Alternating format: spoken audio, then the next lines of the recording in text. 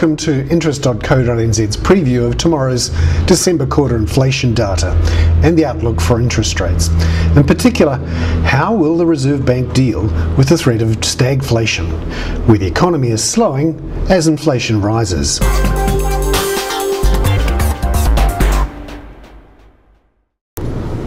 Now let's look at the inflation outlook here and what that means for interest rates.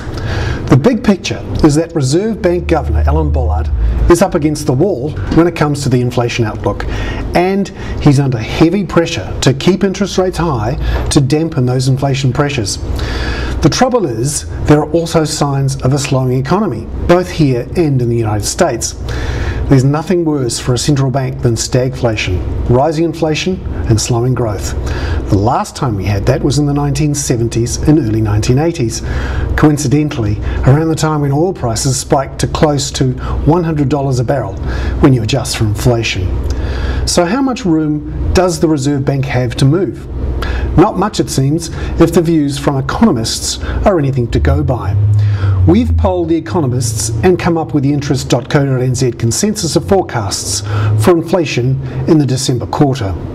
We'll get the actual inflation data on Thursday, but the consensus is that consumer prices rose 1% in the quarter and were up 3% for the year. That's right at the top of the Reserve Bank's target for keeping inflation between 1 and 3% on average over the medium term. It's also a big spike from the September quarter, when prices rose 0.5% for the quarter and were up 1.8% for the year. So that means up from 1.8% to 3% just in one quarter in annual terms. And that's partly because the low December quarter figure drops out, but also we've seen high oil prices and higher food prices feeding through into inflation. Economists believe the Reserve Bank will keep the official cash rate on hold when it makes its next rates announcement next Thursday, but the views are split on what it will do later in the year. Largely, the deciding factors will be how serious the credit crunch gets globally and how much the US and Asian economies slow. The views range from Brendan O'Donovan at Westpac, who sees 2 more rate hikes this year necessary to contain inflation, to Goldman Sachs' Shamu Akwab, who sees a rate cut in the second half necessary to stimulate a slowing economy.